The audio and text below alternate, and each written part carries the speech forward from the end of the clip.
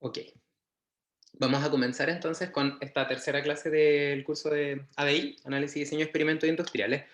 Habíamos quedado con un tema pendiente, que esta es el que nos va siguiendo de la clase, en este caso de la clase 2. Ya si lo pueden encontrar en el aula, la PPT de la clase 2 es esta, ya donde estábamos hablando acerca de lo importante que era ser capaces de seguir un procedimiento que permitiera clasificar lo que estábamos obteniendo cuando llevábamos a cabo una experimentación siguiendo este protocolo que yo les comentaba antes de identificar aquellas variables que podrían afectar a mi variable respuesta y a partir de eso entonces definir una planificación experimental que incluyera aquellas variables que pueden influir pero de las cuales no me interesa conocer su influencia en la variable dependiente, bloquearlas, eso quiere decir mantener su valor fijo, que está acá. Las otras variables que no se podían bloquear, pero que tampoco nos interesaba conocer su efecto sobre nuestra variable respuesta, aleatorizarlas. Eso quiere decir no introducir sesgo experimental, lo que implica básicamente dejar que el azar decida por nosotros el valor de esa variable en cada corrida experimental. Y teníamos entonces el grupo de las otras variables independientes que se llaman las controladas, que son aquellas sobre las cuales vamos a ejercer un cambio intencional de tal manera de evaluar cómo ese cambio va a afectar a mi respuesta de interés. Ya, esas son las variables que yo cambio de acuerdo a esta estrategia de experimentación activa. ¿Ya? Entonces, tomándose en cuenta, yo les decía que íbamos a encontrarnos, después de hacer una planificación experimental, de llevar a cabo los experimentos, nos íbamos a encontrar con que íbamos a tener una tabla de datos, y la tabla de datos es algo que no nos gusta mucho porque la tabla de datos dice poquito, ¿ya? Tiene mucha información, pero esa información no está muy disponible. Entonces, la idea de esta parte de estadística descriptiva es conversar acerca de cómo uno obtiene la información, y para eso la idea es sacarnos la tabla de encima eh, o mejor, como diversificar la tabla y, por ejemplo, sacar información gráfica. Entonces, lo que debiésemos hacer es, primero yo les decía, graficar. ¿Ya? ¿Y por qué nos sirve graficar? Porque básicamente graficar nos va a entregar información visual respecto a la tendencia de los datos, que por supuesto luego la vamos a tener que contrastar con todos los análisis que vamos a hacer. Esa es la primera. Y también la idea de, a partir de esta etapa primera de gráfico y de obtener información, también la idea era sacar índices. ¿Ya? Y estos índices tienen un objetivo. Tienen un objetivo que es básicamente intentar darle ciertas características a un conjunto de puntos, a un conjunto de datos que, por ejemplo, vienen de un valor de una variable controlada y luego sacar otros índices de otro conjunto de datos que tienen otro valor de la variable controlada. Pretratamiento 1, pretratamiento 2, como habíamos conversado. Y de esa forma, entonces, poder clasificarlos y, por ejemplo, compararlos. Porque comparar es la base del análisis, ¿ya? Que luego se va a complementar con la etapa de inferencia, ¿ya? Entonces, si nosotros pensamos que tenemos un conjunto de datos en los cuales se bloqueó y aleatorizó todo excepto la variable controlada, ¿ya? Y vamos a decir que esta variable controlada está fija, ¿ya? Lo que vamos a esperar es que para estos 1, 2, 3, 4, 5, 6, 7, 8, 9 datos que mantuvieron fijo todas las variables bloqueadas, las variables no bloqueadas ni controladas están aleatorizadas y la variable controlada en este caso se mantiene fija, lo que vamos a observar es una dispersión de los datos, ¿ya? Y esta dispersión de los datos es natural y tiene que ver fundamentalmente con las 5 M's que yo les decía en la clase anterior, las 5 fuentes de variabilidad, que son materia prima, materiales, mano de obra, en este caso de medio ambiente y por supuesto la medición. Siempre nos vamos a encontrar con eso y por lo tanto siempre vamos a tener esta dispersión de datos. Entonces, tomando eso en cuenta, la idea es tomar decisiones, pero las decisiones tienen que ser tomadas con base en elementos que sean repetibles. ¿Ya? ¿Y qué significa que sea repetible? Que cuando yo hago un experimento muchas veces siempre obtengo el mismo resultado. ¿Ya? El problema de todo esto es que si observan todos estos experimentos que se hicieron, ¿ya? Que son a las mismas condiciones, tienen resultados distintos. Entonces existe como una especie de oxímoron, si quieren, porque por un lado tenemos que los experimentos aleatorios entregan dispersión de los datos y al mismo tiempo estamos pidiendo repetitividad, o sea que siempre podamos llegar a lo mismo. Entonces es una especie de contradicción, ¿ya? Y eso tiene que ver fundamentalmente con el hecho de que cuando nosotros implementamos una determinada condición en un proceso, como este que ustedes ven acá, ese ruido tiene que ver con elementos aleatorios que siempre van a estar con nosotros, acompañándolos al momento de hacer la experimentación, y que entonces lo que tenemos que hacer es intentar extraer información relevante de eso mediante los índices, ¿ya? ¿Y a qué voy con eso? Que si nosotros pensáramos que como todas las variables que son independientes se mantienen constantes, eso querría decir que todos estos datos debiesen estar en un mismo lugar. Todos los datos tenían que ser lo mismo. Ese valor, todos esos datos tenían que ser iguales a un solo valor constante o real. Pero a eso tenemos que agregarle entonces todo lo que tiene que ver con la contaminación asociada a la experimentación, que tiene que ver con la aleatorización producto de estas 5 Rs. Entonces, si nosotras y nosotros definimos que la distancia entre el valor real de nuestra variable, ¿ya? Y el valor medido, la distancia, esas rayitas azules que estoy ahí haciendo verticales, las definimos como un error de medición o de experimentación. Entonces, si es que pudiésemos graficar ahora para cada experimento, ¿ya? El error de experimentación o de medición, veríamos o esperaríamos ver que ese valor debiese tener una característica bien definida, y es que debiese estar, si es que nuestro experimento no tiene sesgo, eso quiere decir que no hay eh, agentes externos que generaran una tendencia extra, ¿ya? Lo que esperaríamos es que todos estos datos fuesen eh, que se llaman no correlacionados, ¿ya? Pero básicamente, después van a comprender ese concepto, básicamente que estén distribuidos, estén saltando alrededor del cero, hacia arriba y hacia abajo, ¿ya? Y eso aquí implica entonces que los datos medidos también van a estar saltando arriba y abajo del valor real. Entonces la idea es intentar extraer mediante índices algo que sea lo más parecido al valor real. Ese es como el concepto. Vamos a intentar limpiar los datos, y yo les había comentado que acá el efecto del instrumento de medición era muy importante y teníamos que intentar que sí o sí nuestro instrumento fuese exacto. ¿Ya? Eso quiere decir que entregara, que el valor que nos está entregando esté alrededor del valor real. Porque si tuviésemos un instrumento no exacto, el valor real podría estar acá y nosotros estamos por ahí arriba. ¿Ya? Y nunca vamos a aplicar, si aplicamos cualquiera de nuestros índices, jamás vamos a encontrar el valor real. Entonces, recuerden, exactitud que tiene que ver con la pertinencia de los instrumentos, eso quiere decir un correcto plan de mantención y calibración. ¿Ya? Entonces, los índices que definimos se llaman estadígrafos o descriptores estadísticos, ¿ya? Y básicamente intentan responder a 3 preguntas, que son: ¿dónde están? ¿Cómo, qué tan dispersos están y qué forma tienen? ¿Ya? Esas son las 3 preguntas que intentan responder estos índices. ¿Ya? Entonces, si partimos con los primeros estadígrafos, los que te preguntan, los que intentan responder a la pregunta ¿dónde están? ¿Ya? Básicamente el de estadígrafo por excelencia que vamos a usar es el estadígrafo de posición central, que se llama promedio, ¿ya? Se llama promedio, o también lo podemos encontrar como media, dependiendo de qué conjunto de datos estamos calculando su centro, ¿ya? Asumo que esta ecuación es muy, muy, muy sencilla y que todas y todos ustedes la conocen, y que es básicamente el promedio, ¿no es cierto? Que es fundamentalmente tomar todos los datos que están acá. Por ejemplo, aquí si ustedes observan, los experimentos están en el eje Y, y en el eje X está el valor de la variable dependiente en cada experimento. Entonces, básicamente, el promedio sería tomar cada uno de estos datos, cada una de estas estrellitas, sumarlos y dividirlo por el número de puntos, ¿ya? Que son 1, 2, 3, 4, 5, 6, 7, 8, 10. 10 datos. Entonces, básicamente, ahí tendríamos el promedio. Y el promedio tiene una representación que indica dónde está el centro de los datos, pero realmente lo que indica es dónde está el centro de masa de los datos, ¿ya?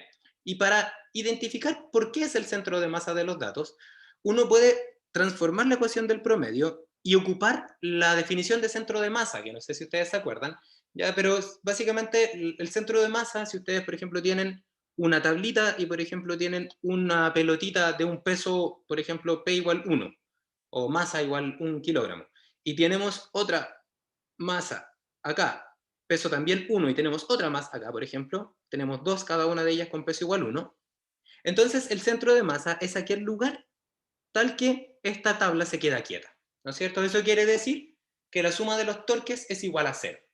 Entonces, los torques son el peso, ¿no es cierto?, multiplicado por la distancia con respecto a ese centro de masa, ¿no es cierto? Entonces, eso sería equivalente a si yo, por ejemplo, te decía centro de masa, le llamo así con un X barrita, y a cada una de las distancias las defino entonces como X menos XY, siendo XY la posición de cada una de estas pelotitas, ahí estaría la distancia.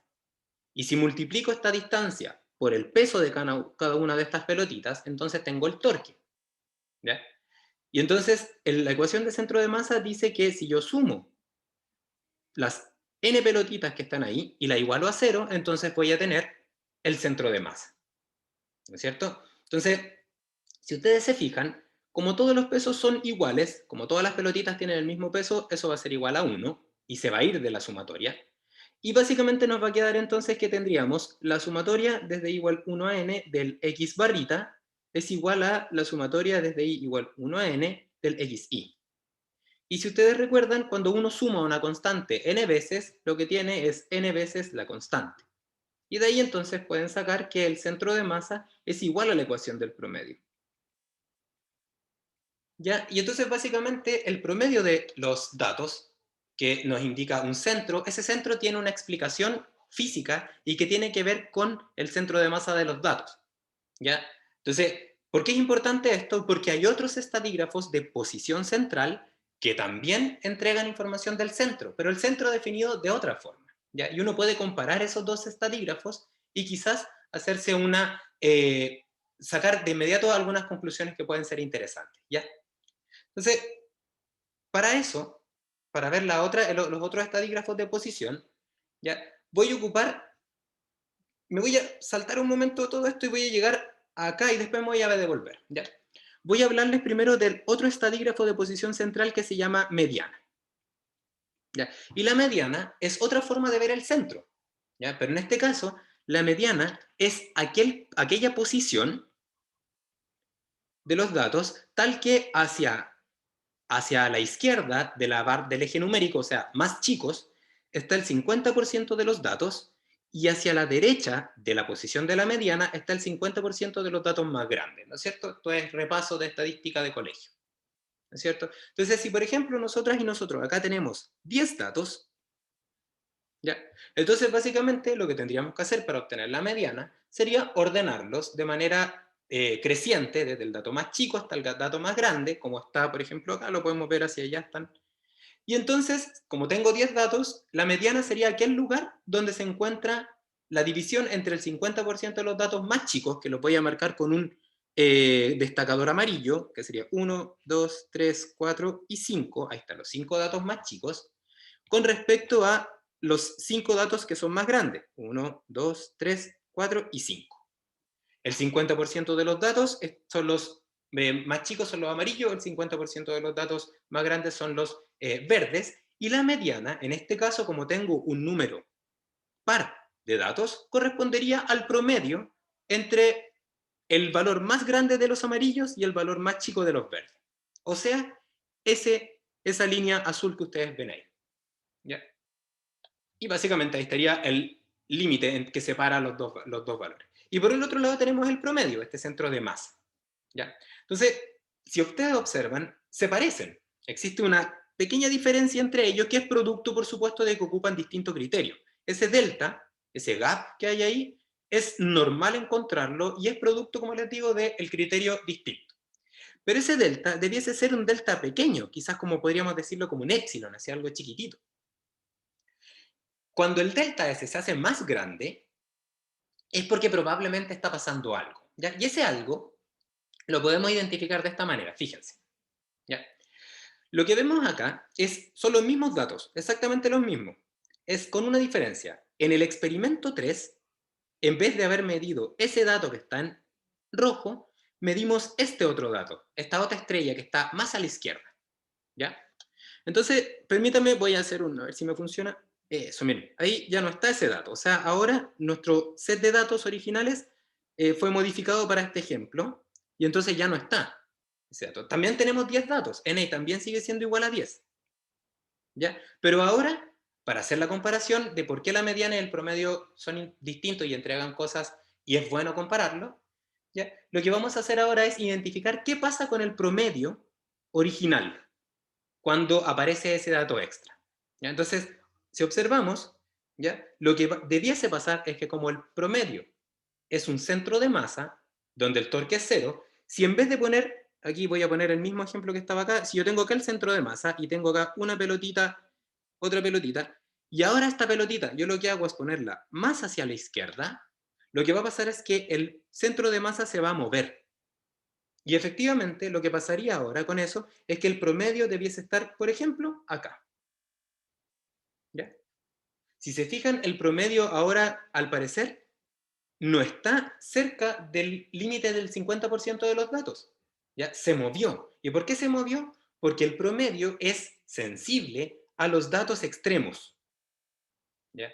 Y si observamos y volvemos a hacer el mismo experimento, el mismo ejemplo de revisar los datos más chicos y más grandes para calcular dónde está la mediana, veremos que el dato más chico está ahí, 1, 2, 3, 4, 5, 1, 2, 3, 4 y 5, bien, y los datos más grandes serán estos que están acá, 2, 3, 4 y 5. Y si observan, como tengo el promedio de datos, o sea, el número de datos es par, la mediana, para este caso, se define como el promedio entre el más grande de los chicos y el más chico de los grandes.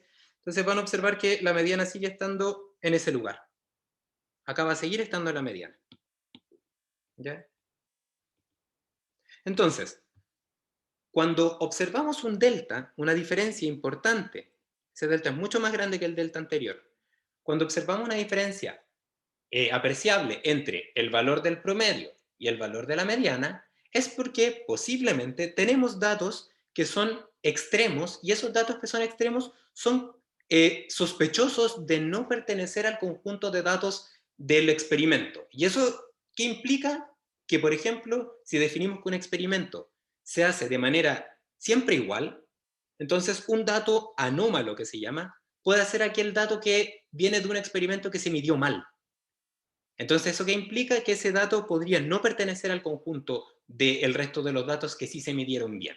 ¿Ya? Y esto es una estrategia inicial para eliminar datos. ¿Ya? Cuando tenemos una diferencia entre una mediana y un promedio importante, puede deberse entonces a la existencia de datos anómalos. ¿Ya? Eso sí que, para que sea esto válido, los datos anómalos tienen que estar en un solo lado, ya sea a la izquierda o a la derecha, porque si nosotros hacemos para el otro lado, lo que va a pasar es que el promedio va a volver a su posición, o va a estar cerca de su posición, y la mediana se va a mantener. ¿Ya? Pero aquí con esto lo que quiero comentarles es que de los dos estadígrafos de posición que vamos a usar, el promedio, que es el que siempre vamos a usar para los análisis de inferencia, adolece de una condición de robustez. No es tan robusto como la mediana. La mediana, por otro lado, el lugar donde está el 50%, el límite entre el 50% de los datos más chicos y el 50% de los datos más grandes, es mucho más robusto, mucho más constante respecto a datos extremos. ¿Ya?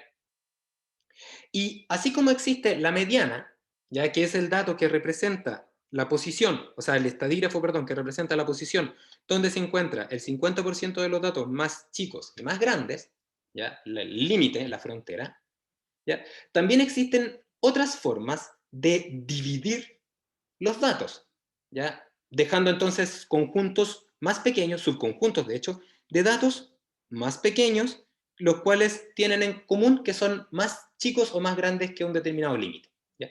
Entonces, la forma de dividir, ¿ya? Si nosotros, por ejemplo, acá dividimos en 2, o dividimos en 3, en 4, en 5, o en n partes los datos, ¿ya? Dan pie o definen unos estadígrafos de posición que se llaman cuantiles. ¿Ya? Y que básicamente se expresan de esta manera bien genérica, que es QN. ¿Qué quiere decir eso? Cuantil. ¿Ya? El N representa el número de partes en la cual se dividen los datos. Por ejemplo, si dividimos el conjunto de datos en 4, ¿ya? Entonces cada división lo que va a hacer es dividir en 4 y vamos a tener entonces el 25% de los datos, 25% de los datos, así, 5% de los datos, y ese cuantil con n igual 4 se va a pasar a llamar cuartil. ¿Ya? Si dividimos ahora el conjunto de datos en vez de en 4, en 5, entonces aquí va a ser entonces el 20%, 20, 20, 20 y 20% de los datos, porque lo dividí en 5. Entonces el cuantil con n igual 5 se va a llamar quintil, con 10 decil y con 100 percentil. ¿Ya? Y cada una de las divisiones es el número del cuantil. ¿Ya? En este caso, por ejemplo, tendríamos el cuartil 1, el cuartil 2, el cuartil 3 y el último sería el cuartil 4, que correspondería al máximo. Y aquí estaría generalmente también se llama cuartil 0, ya que básicamente donde no hay nada para el otro lado, ¿ya? Para la izquierda. ¿Ya? Estos cuantiles se usan mucho cuando uno quiere probar que los datos vienen de una determinada descripción de probabilidad. Nosotros no los vamos a usar en este curso, pero es una forma de describir los datos, ¿ya? Y sí tiene algunas aplicaciones, por ejemplo, respecto a una forma gráfica de representar lo que se llama diagrama de caja y bigote. Ya que básicamente el diagrama de caja y bigote es una representación gráfica de los cuartiles. Ya, se los dejo ahí como... Así se ve, por ejemplo, una división en 4 de los datos, utilizando entonces un cuantil con n igual 4, que es cuartil. ¿Ya? Entonces, ¿cómo se construyen? En Excel, ya vieron ya que hay una forma muy sencilla de hacerlo, ya, pero básicamente si no tenemos Excel, hay que ordenar los datos y dividirlos en 4 partes iguales, en número. ¿Ya? Entonces, ¿qué va a pasar? Lo relevante que uno puede sacar de acá es que, dependiendo del tamaño de los cuartiles, ¿ya? Vamos a poder identificar si tenemos datos más dispersos, por ejemplo, en este caso, en los extremos de los datos y datos más juntitos en el centro de los datos. ¿Ya? Por ejemplo. Y eso nos va a dar cuenta entonces de que probablemente la mayoría de los datos, por ejemplo, el 50% de los datos que están más cercanos al centro, están más cerquita que los otros 50% de los datos, que al parecer están más dispersos. ¿Ya? Y eso es esperable cuando estamos trabajando con experimentos aleatorios, porque si nosotros pensamos que esta es nuestra medida, nos interesaría que si es que nuestro instrumento es exacto, lo que vamos a tener es que vamos a tener muchos datos muy cerquita del valor real y pocos datos alejados del valor real. ¿Ya? Entonces esto tiene que ver entonces con la forma de cómo van presentándose los datos. ¿Ya? Y bueno, y cosas importantes, el cuartil 2, que sería donde se divide el 50% de los datos, se llama mediana, y como yo les acabo de comentar, que me adelanté un poco, representa entonces la cota donde podemos generar esta frontera entre los datos más chicos, el 50% de los datos más chicos y más grandes. Ya que ahí me adelanté un momento. ¿Ya? Los otros estadígrafos que vamos a ver son estadígrafos que tienen que ver con qué tan amigos o qué tan enemigos son los datos, ya qué tanto les gustan estar más cercanos, más pegaditos o no tan pegados. ¿Ya? Y eso se llaman estadígrafos de dispersión. Tienen que ver con qué distancia hay entre los datos.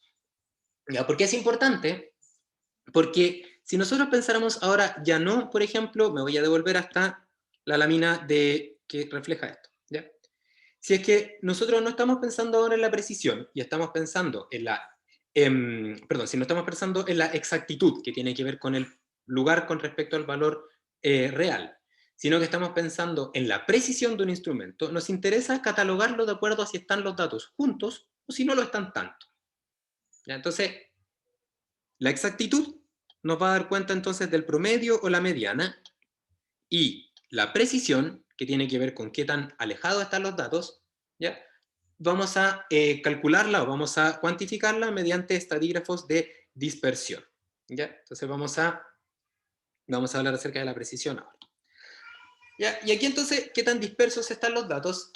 Para eso la idea es definir ciertos números, y el número más fácil de definir tiene que ver con distancia que hay entre el valor más grande y el más chico, ¿ya? Y eso se le llama rango, ¿ya? Y el rango lo que hace es indicar eso, por ejemplo, buscar el valor más chico, que está ahí, y el valor más grande, que está acá arriba, y entonces lo que dice es que estos datos se pueden clasificar inicialmente de acuerdo a su distancia con el rango, que sería la resta entre esos dos valores, que es equivalente a esa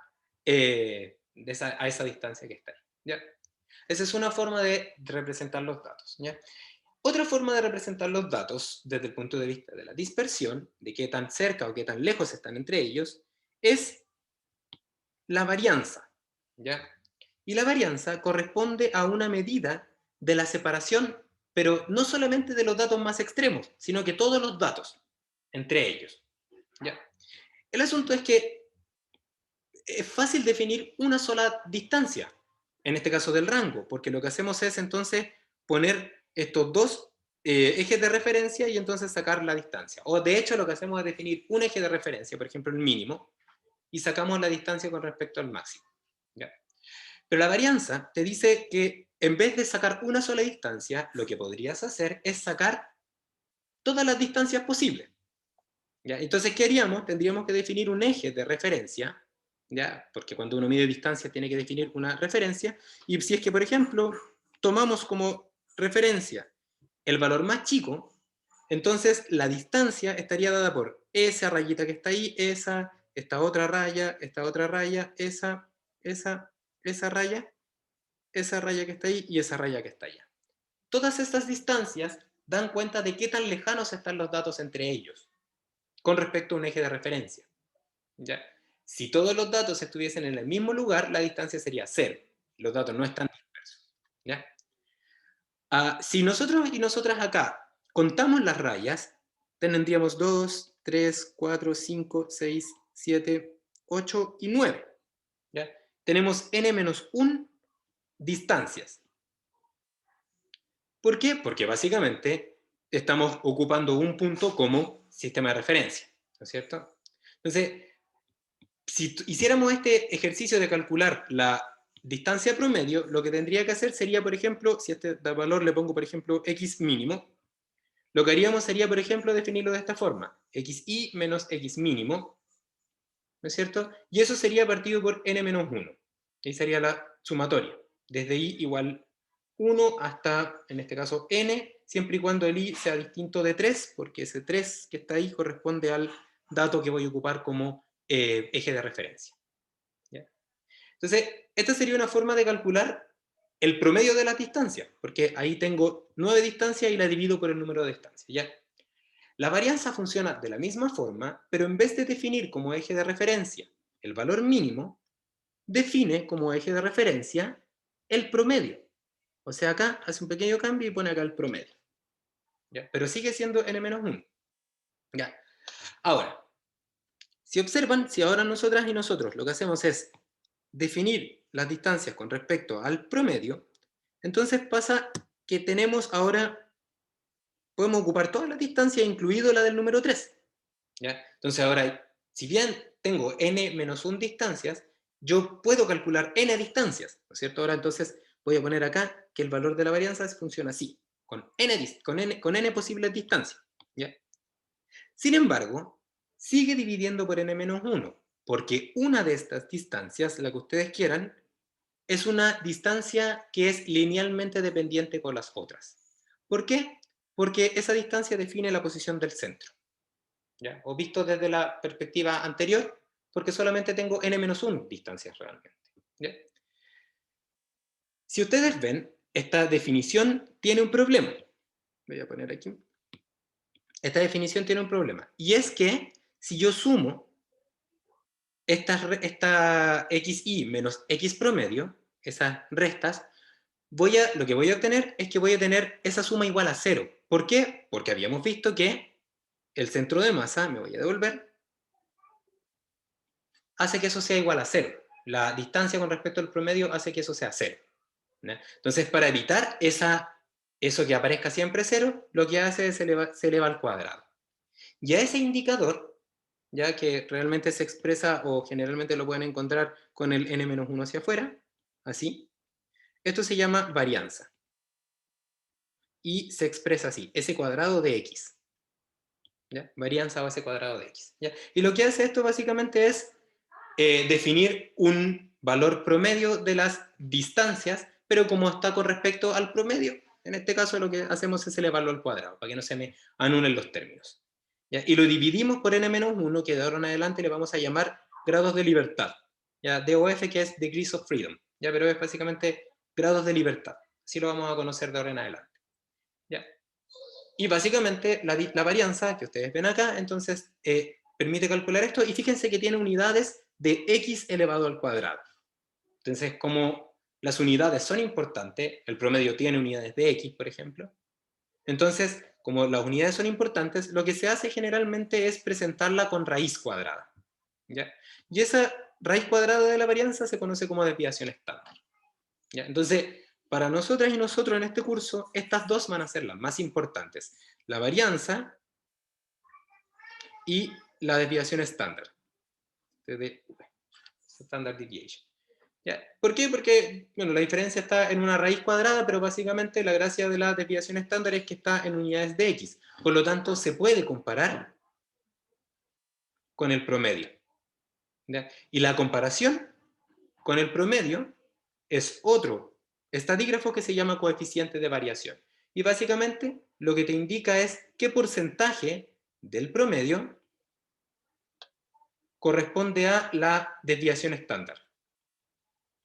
¿Ya?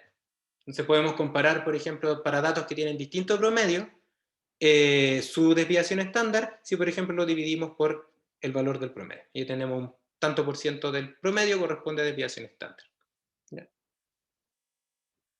Entonces, tenemos entonces estadígrafos de posición central o los cuantiles, tenemos de dispersión, y el otro estadígrafo que podemos definir es el estadígrafo que se llama de forma, y que nos va a permitir llegar a lo que tenemos que ver hoy día también. Que los estadígrafos de forma tienen que ver con otra pregunta que va a aparecer, y es ¿cómo aparecen los datos? ¿Cómo aparecen los datos?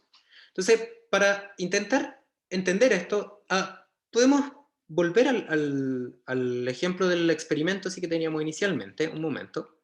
¿Ya? Y entonces, vamos igual acá a poner experimentos, vamos a poner acá el valor de y o de la variable x, que para nuestros casos ambos van a ser variables dependientes. ¿Ya? Entonces, lo que vamos a hacer acá, por ejemplo, es que vamos a obtener nuestros experimentos a distintos valores. ¿Ya?